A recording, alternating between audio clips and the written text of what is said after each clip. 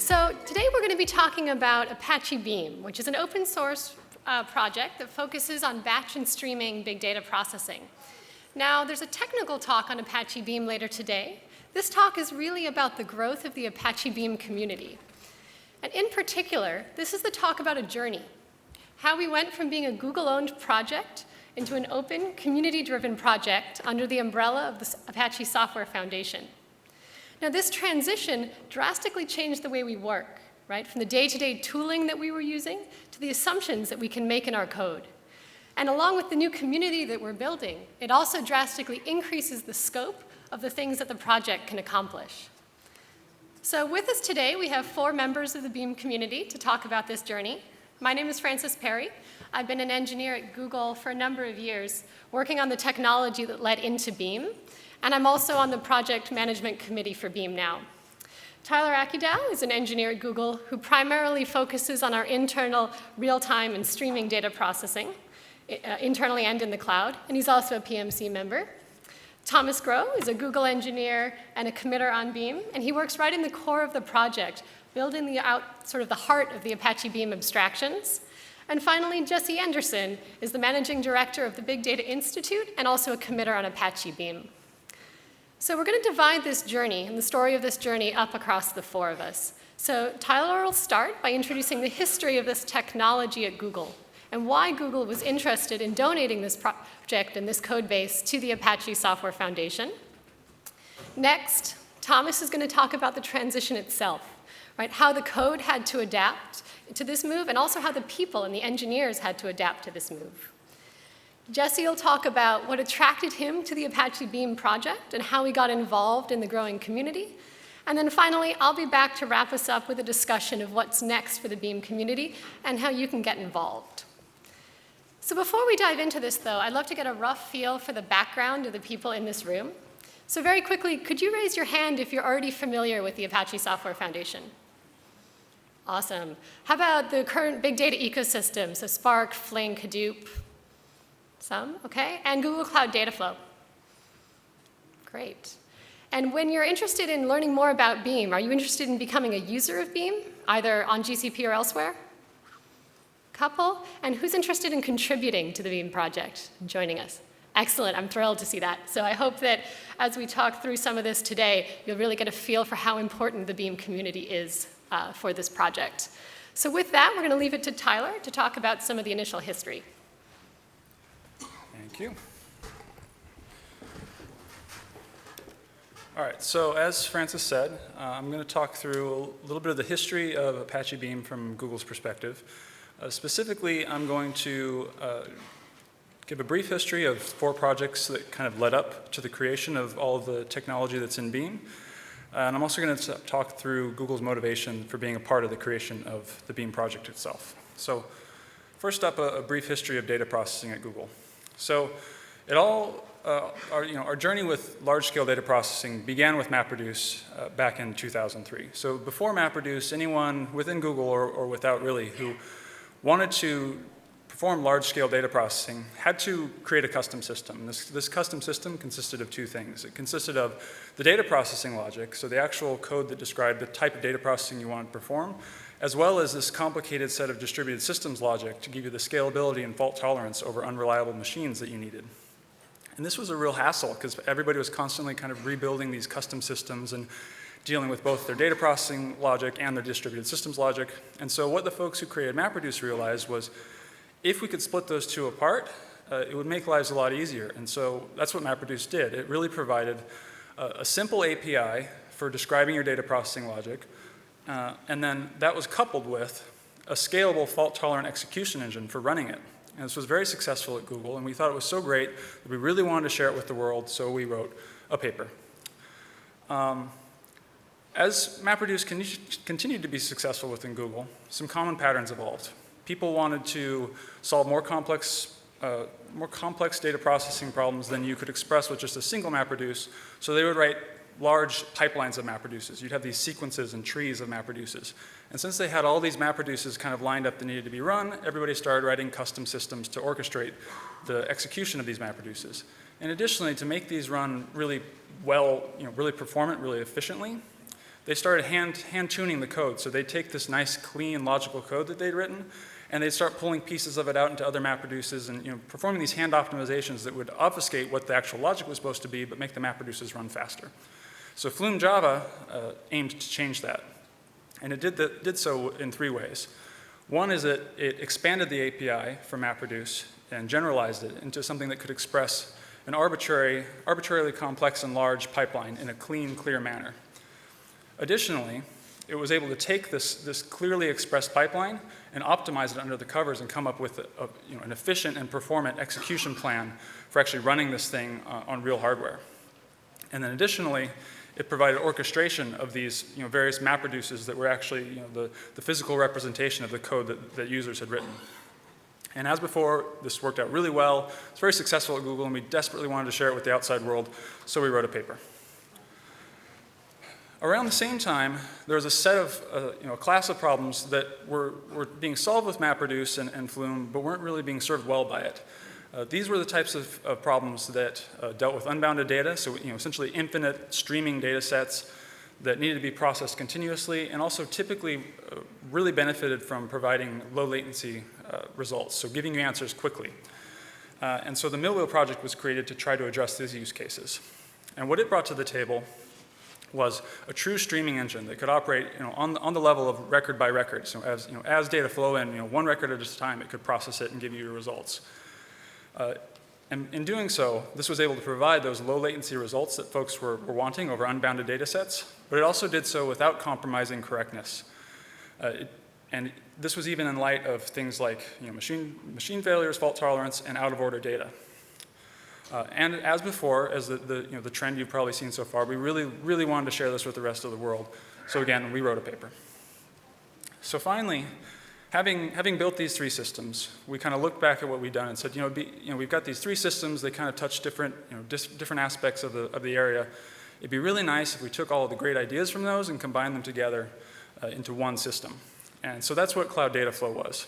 And Cloud Dataflow really is 2 things at a high level. It's this combined, unified batch plus streaming programming model and SDKs for actually writing these pipelines, as well as a fully managed execution engine for running them. And as our history has shown, we love to share this with the rest of the world, but we finally got it right, and we finally shared it in the full system itself, and that's what Cloud Dataflow is. So you can take this SDK, download it, write pipelines with it, ship them off to this cloud service, and it'll be executed for you, which is fantastic. And just for good measure, we also wrote a paper about it. So that's kind of a history of all these systems that led up to Beam, but where does Beam fit into the picture here? Well, like I said, Google Cloud Dataflow is really these 2 things. It's this programming model and SDKs for writing your pipelines, and this managed service for executing them. So when Google, along with a few partners, Talend, Data Artisans, Cloudera, others, decided about a year ago to create Apache Beam, really what we did was we took the programming model and SDK and donated that to the Apache Software Foundation. That's what became Apache Beam. And Google Cloud Dataflow itself remains this managed service for executing Apache Beam pipelines. And yes, just to be clear, batch plus streaming equals Beam. That's where the name came from. But what were the motivations behind Beam? Well, there are really 4 that are worth touching on here. One is the technology. I mean, all along we've loved this idea of sharing awesome technology with the rest of the world. And that's part of the joy of open source software is truly being able to share not just the technology, but everything that creates that technology. And that leads then to communities, which is the second and perhaps most important part of this.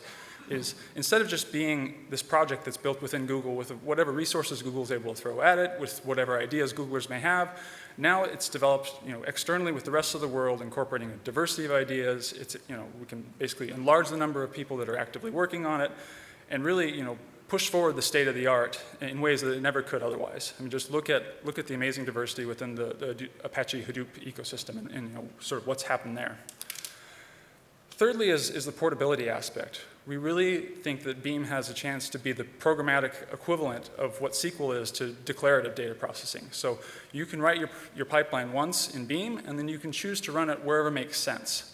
You can choose to run it on Spark, or you can run it on Flink, or you can run it on Cloud Dataflow. Like, the core concepts are the same, and also It's a chance for us to sort of draw a line in the sand and not just give you a lowest common denominator of what you could write for a pipeline, but really say, this is the state of the art. This is what things should be, and then try to help ensure that runners everywhere kind of move up to that high standard. And lastly, of course, there is a business reason for Google for participating in Beam. The more people we have running Beam pipelines, the more people there are that might want to run it on Google Cloud. And our goal as Cloud Dataflow developers is to make Dataflow the absolute best place to run Beam pipelines. But then wearing our Beam hats, we just want to make sure that Beam is the absolute best way to write pipelines in general, no matter where you run them. So with that, I've talked about the history and the motivations behind Beam, so I'm going to hand off to Thomas now, and he's going to talk a little bit about the mechanics of bringing the Beam project to life. Thank you. So, like Tyler said, I'm going to be talking about how we took the Cloud SDK for the Java SDK for Cloud Dataflow and taken that and our development process and moved all of this to the Beam project and the Apache Software Foundation, and what's that changed with how we develop and the process and what we've actually had to implement to make that happen. So I'm going to start at the first Beam pull request. So this is taking all of the SDK for Java for Dataflow and dropping it into the Beam repository. And as you may be able to tell, we came here with a bit of history, more than 1,500 commits. We're adding 165,000 lines. And this is all after we've taken a lot of effort to tease out a lot of the Dataflow-specific parts of the system. But that's not all. We still need to integrate runners that are provided by Cloudera and Data Artisans for Spark and Flink. We still need to reorganize all of our directories because we've built in a lot of platform-specific assumptions when we think we're always going to be running on GCP. And we need to just get Dataflow out of the name. It's everywhere. It's in all our packages. It's in all namespaces. And we need to move that, put it in Beam. And these are all pretty significant backwards and compatible changes. So anyone who's jumping ship immediately is going to break. And while we're doing all of these changes, and we're breaking all of our current users who are trying to jump ship, and we're moving everything to Beam, we're also, as engineers, parachuting into this new distributed community. And when you're working in a distributed community, it's very, very different than working in a local community. When you're working locally, you can wander 10 desks down, grab a coworker, grab a whiteboard, and just go at it until both of you agree on what you're trying to do. When you're in a distributed community and the person is 10 time zones away, that's basically impossible. So we've had to develop a new kind of distributed process that includes this whole set of contributors and puts everyone on equal footing.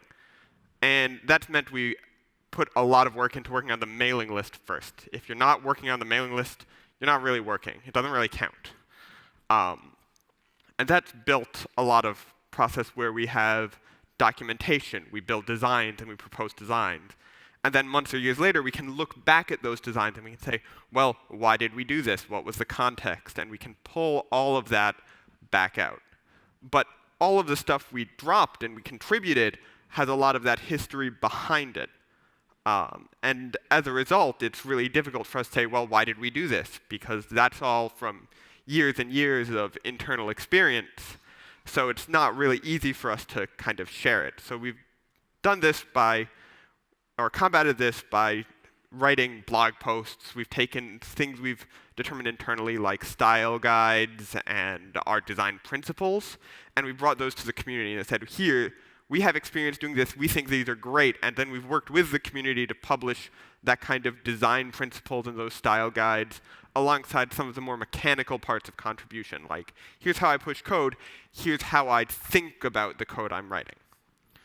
But now we've got a mailing list and a community and a repository, and the repository is filled with code, but all that code is really mostly still just the Dataflow SDK for Java. And the vision of Beam is that we have a single model, and that model works across languages, and that model is extensible, and it's a platform for other people to build on. But when we have just the Dataflow SDK, that's not so much the case. So when we want to say, well, we've got this Beam model then we need to really codify, well, what is the Beam model really? And we've done this by building a couple of new things, like the Runner API and the Fun API, which are kind of an extensible core, which you can build new SDKs on and which you can build new runners on. And they're the extension points for what Beam as a project is. It's not just a single implementation of our programming model, it's the model. And all of these implementations build on top of that. And now we've got a vision, and we've got our code base, and we've got all these features that we're developing. And we've got a bunch of contributors who've managed to start building on top of this. But beyond that, when you've got a repository and all these cool ideas in it, what you've really got is a bunch of text files in a repository. And they might be impressive text files, but they're still just text files. So we've built the infrastructure to enable these contributors to go write tests, build their code, run their code, and try to make sure the community gets access to everything at every point in this process. Designs go on the mailing list and the community reviews them. Code goes on GitHub and the community reviews it. And then we've also brought along the kind of culture of testing and making sure we know what our code is doing and what's happening. And then because Beam is this thing that we don't just want to run, but we want it to run well, and we want it to get better over time. And we're in the process right now of building benchmarking tools and performance testing tools, again, for the entire community. So it's, again, not one implementation, but all of us. And with this infrastructure and this extensible platform, we've seen a lot of contributions from the community and new people getting involved and adding things like I/O connectors, adding new runners, adding new libraries.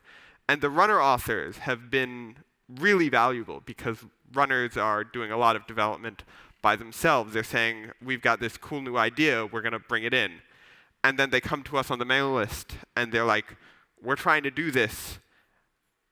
Why don't we put it in the model? And what that means is that we're all together getting better, not just individually. We've got this cool new thing, and it only works on Spark, or it only works on Flink, or it only works on Dataflow. We're saying, build it once, run it anywhere. It's just going to get better over time. And then we've just also got a diverse community who has their own perspectives. They see how Beam is used, how they want to use Beam, and they bring it back, and they say, well, I want to contribute, I want to do this thing. And it's very exciting to see new people come in and say, I've got this great idea, I'm trying to get this new thing to work here. I want to work with you and kind of develop that. And Jesse's been with us for a pretty long time, and he's one of these community members who've come in and said, well, here's how I see Beam being used. And I'm going to give you to him now.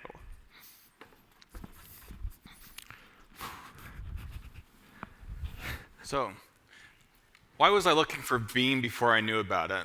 When Francis was asking you about why you're here, hopefully you're thinking about the same things and you're seeing some of the same things that I am. Because I teach pretty extensively, and I was seeing some issues out in the big data community that I was looking for a solution. So there's a picture of me. You can see that I have a new body now. It's kind of like Futurama, but there I have that new body, and that was me walking around Strata, San Jose, 2016, about a year ago, asking everybody I knew that I was saying, I'm seeing this, I'm seeing this, I'm seeing this. And I'll go through the things that I was seeing, but I was really trying to find a solution. I'm seeing these issues, and you're probably seeing those issues right now. And then I bumped into this guy at Google named William Vampenape. And William said, I said to William, everyone's having to rewrite. How many of you are sick of rewriting every time you went from maybe MapReduce or you went from one framework to another? Are you tired of that? I know I am. This is absolute waste of our time. And then, I don't know about you, but since I train in big data, I have to learn every single one of these APIs. You know what? There's value for me to doing that. There isn't value for you to do that. You trying to learn every single one of these new APIs that don't work with each other, that's a big issue. That's a total waste of your time. And then I put my CTO hat on. Hopefully you got enough of that during the keynotes today of CTO speak. Well, here's my CTO speak. Guess what? Some of these projects are going to die. There is not enough room for all these frameworks to completely live. There is not enough market share. Inevitably, we're already seeing some of these products dying. And you know what's going to happen? Those companies are going to be stuck in the lurch. They're either going to have to prop that product up, or they're going to have to move again. And guess what? When you make that case to your CTO or your manager and you say, oh, guess what? We just rewrote to this one last year. That project died. We're going to have to go over here now.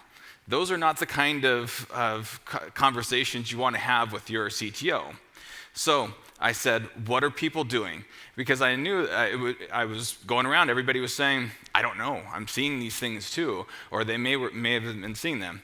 And then William said, Apache Beam. And I said, okay, well, what's that? Let me give me some more information. And there we have it. So here's what I want you to take away from this session. If we're learning framework-specific APIs, every time a new framework comes out, we have to completely change, and they completely change their existing API. That doesn't create any value at all. Have you ever seen an SEC filing where somebody said, hey, we moved from MapReduce over to Apache Spark?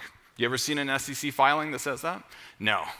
The companies do not care about what framework you're using. They care about what business value you're creating. And if we can have a system like Beam that allows you to create that business value faster, better, not having to rewrite code all the time, guess what? It's a total waste of your time to do rewrites. It's a total waste of your time to learn all these new framework APIs. There's just a whole bunch of problems there.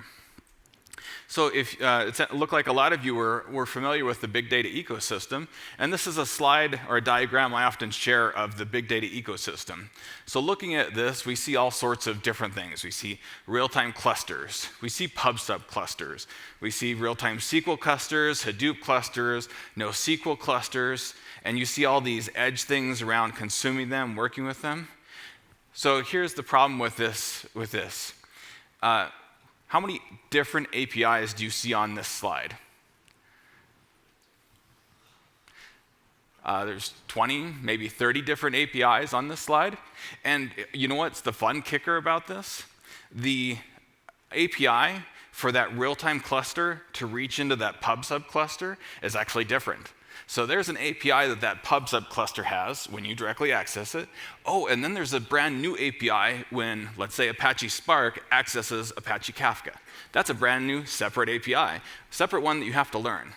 Who's excited about this? Lots of learning, lots of value being created. So these are some of the things that I was seeing. Here's a visualization of this, where we're looking at this and we're saying, oh my goodness, there are way too many different APIs, way too many different abstractions in these APIs.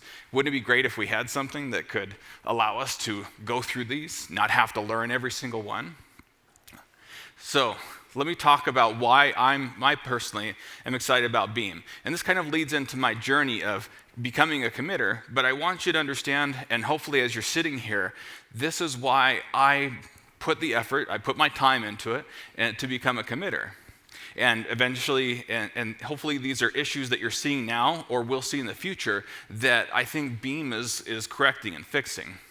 One of them, the slide we saw 20 or 30 different APIs. You know how many APIs you'd have to learn with Beam? One. We got one API to rule them all. There we go. Just one API to learn. And you can deploy that API onto Apache Spark. You can do that onto Dataflow. Another big one, so putting my CTO hat back on, I can move between frameworks now. You don't know how important that is until you've ever had to move frameworks and do a rewrite. That's actually pretty important to be able to sell this internally. If you're going to say, by the way, we just finished that Apache Spark rewrite or whatever rewrite we did, and now when we go to Flink, we're going to have to do another rewrite. I don't really want to do that. We'll obviously have to retest. We'd have to QA, perf test, all that fun stuff, but it won't be, ideally, won't be a bunch of development time involved in that. Out of curiosity, how many of you are familiar with Spark Streaming and Spark APIs? So hopefully you've looked at that from an API standpoint of view. Beam is actually the most unified API I've seen in terms of batch and stream. If you've worked with the Beam, with the streaming API and the batch API, they're somewhat similar, but they're different enough where you actually have to learn. I just wrote a class on this. You actually have to learn, here are the nuances to the streaming API. Here are the nuances to the batch API. It's actually not as coherent and not as similar an API as you'd like to think.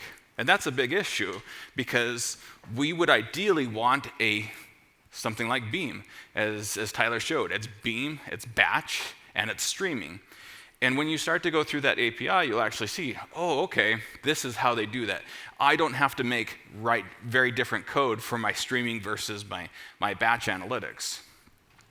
Another one, unified API to all the ecosystem. So that slide that I showed before, if we were to do that with Beam, we'd have one API into Kafka. Whether we're running on Spark, whether we're running on this or that, it's that single API. Or if you're going to go into some other ecosystem project, it's all that single API. And that's where a lot of our effort's going into in the project. Once again, CTO hat on, that risk mitigation, it's very, very important. If you're going to talk to your suits back at work and say, hey, I heard about Beam, you talk about risk mitigation of not putting all our eggs in one basket and being able to move, and then they'll understand it much better.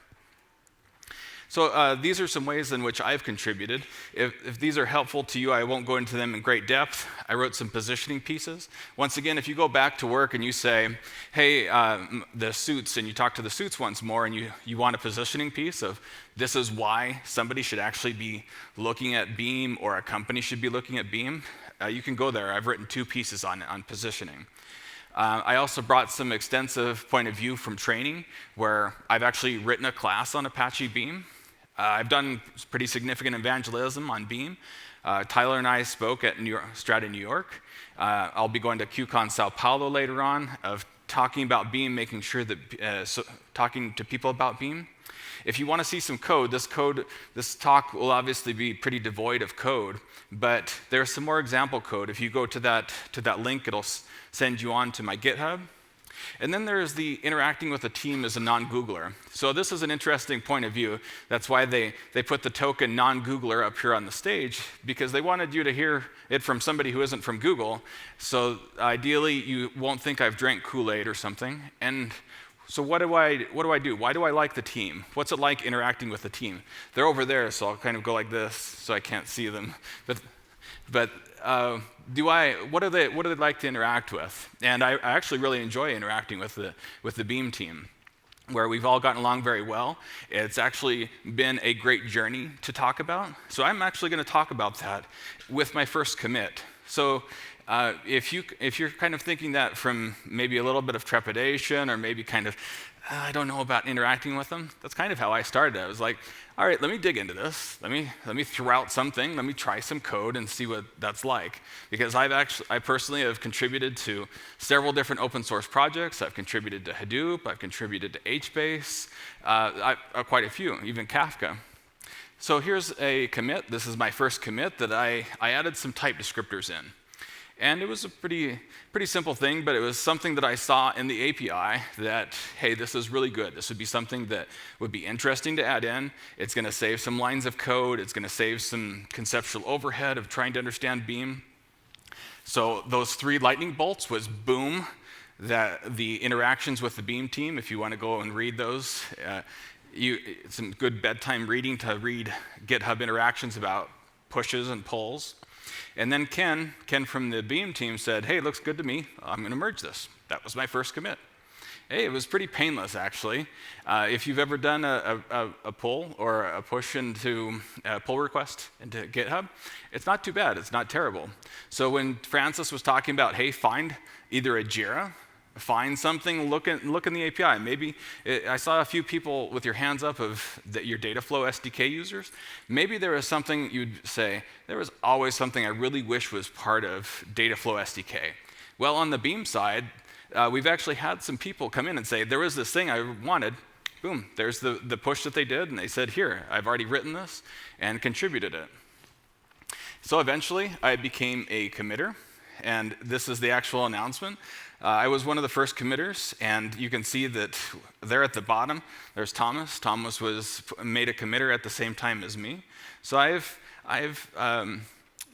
that wasn't a significant amount of time, but it was it was an amount of effort. It was an amount of effort that I decided, and I realized, yes, this is something I actually want to do. This is something that I see Beam doing what I want it to do.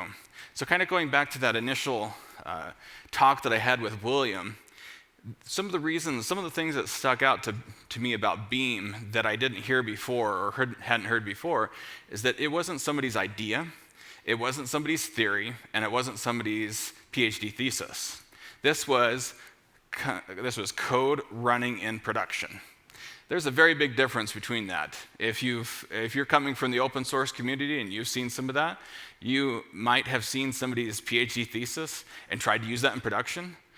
You're sitting down, you may fall down otherwise. PhD theses don't run well in production. Oh my goodness, it happens, but here what we have is we have real code. As Thomas showed, there was a lot of code that was contributed.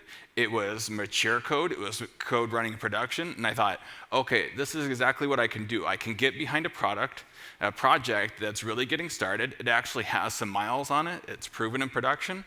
There are some other things around it that we're going to expand on and improve on, but the core of it, the really, really hard parts, are pretty much done, and they're pretty much proven. So when you look at products and projects out there, that's a really important thing to look at in open source. Is there miles on it in production? Are there people using it? That's a good metric when you put your CTO hat on and say, should I use this technology or not? So here's a graph that I wanted to show you, and the thing I like about this graph is a few things. So the blue line is Google. So these are contributions to now Apache Beam to the left of the incubation period Dataflow SDK. So that to the left of that, we have the pre-incubation period, mostly Google. But now what we're seeing is after the Apache donation, there on the right side of that, the right side of that yellow line, we're seeing a significant uptick. And these are unique contributors per month. So I'm obviously one of those contributors. I usually try to contribute something at least every month, if not more. And so what we're seeing here is an uptick, a significant uptick of people like you. It really warmed my heart to actually look out and see how many of you said, I'm looking to become a contributor. If you didn't see me, I clap, because I would love to see you all participate, because it's a great community to be in. And what we're seeing is the manifestation of a great community. You can actually, hey, there's a chart for that. And this chart is showing we've got some upticks in terms of people contributing, people continuing to contribute, people actually creating things that are very interesting about that.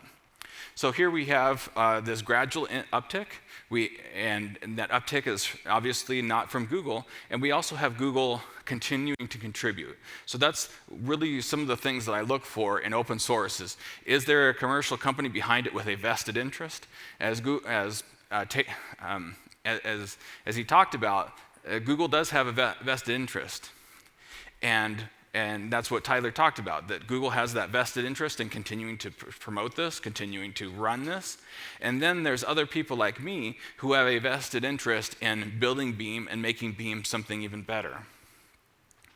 So I wanted to give you some code, just in case you got bored and were looking for code. There's this thing, if you've ever been to big data summits or looked at big data technologies, there's word count. Well, there's also this other thing of how small can you make your word count? So I actually wrote some word counts, and I said, this word count is too big. And it was like the Goldilocks and the Three Bears, so I made word count a little bit smaller, and then I made it as small as I possibly could. So this is actually word count. This is a word count that you could run right there on Google Cloud Dataflow. This word count is pretty small. These are actually a few of the commits that I've done personally. The regex, I don't know if you've ever done a regular expression in, let's say, Spark code. More than likely, you did it inefficiently. Let me just tell you that. If you don't know what I'm talking about, come up to me afterward and I'll tell you exactly why. But more than likely, you did that incredibly inefficiently. So I created one and I said, here's an efficient one, because we often do regular expressions. And then we have our count And then there's this other toString. So we don't have a built-in, now we have a built-in way of taking whatever object you have, let's save out the strings of it and write that to the file. So these are just some examples. These are obviously pretty simple examples, but these are some examples I hope to hold out to you as this is how you personally could start contributing to Beam. If you're already a Dataflow SDK user, or you're looking through the API and saying, hey, I'd really love to see something like this or something like that in Beam, you can do it. You can do it. You can actually go through, you could look at some of my previous commits, see that they're interesting. So now what we're going to talk about, and hand it back over to Frances. She's going to talk about what's next for Beam. Thanks, Jesse. All right, so I want to talk a little bit about the state of the project, where we're at, what Beam's next roadmaps, or Beam's next steps are. So I think many of you who know the Apache Software Foundation know that projects start in a phase called incubation. This is basically a bootstrapping phase where the project is showing that it can act in the Apache way, right? And the Apache way is very much community before code. You're building an open meritocracy where anyone can come and develop. So Beam graduated, oops, those went the wrong way. That was supposed to, there we go.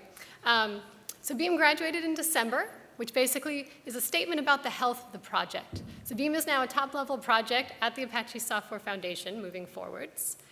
And that's, along with that great community that we've built, though, we really need a solid technology. So one of the large focuses going forward is this portability structure and infrastructure that Thomas alluded to.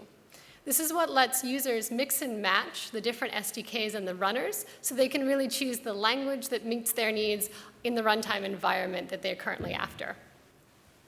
One of the other things we're doing is continuing to treat Beam as the glue that integrates other projects. So we'll be adding support for additional storage formats, new DSLs that let you write Beam-style pipelines in maybe SQL, Scala. There's a lot of work out there, right? Because again, people want to be able to use the technology and the power it brings in the environment that's familiar to them. And finally, one of the things we're committed to is clear promises about backwards and compatible API changes.